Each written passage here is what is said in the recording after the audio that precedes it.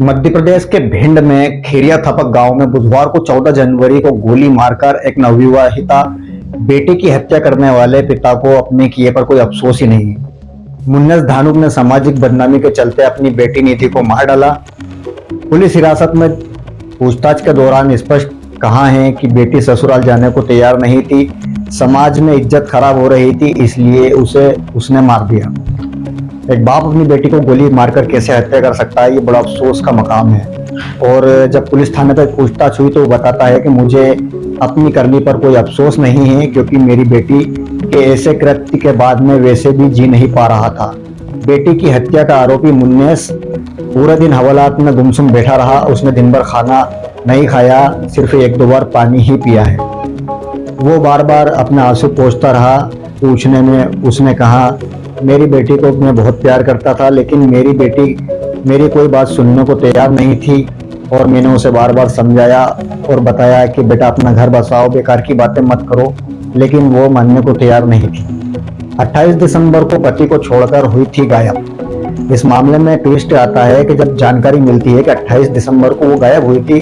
घटनाक्रम के मुताबिक खेरिया तापक निवासी निधि की शादी 11 दिसंबर को गवलियर के गोड़ागुड़ी नाका निवासी देवू धानुक से हुई थी।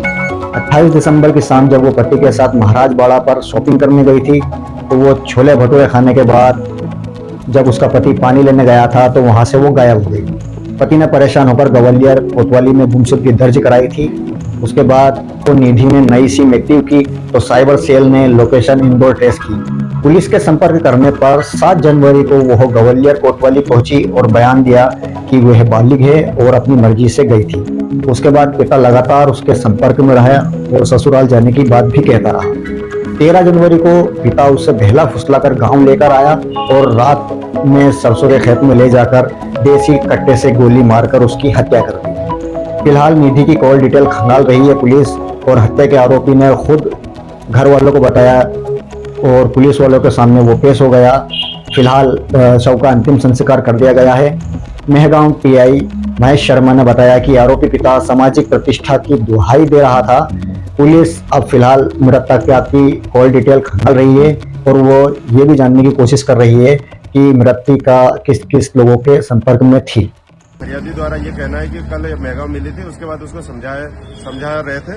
उसी समझाने के दौरान उसके बाप द्वारा लड़की के पिता द्वारा उसकी हत्या कर दी गई।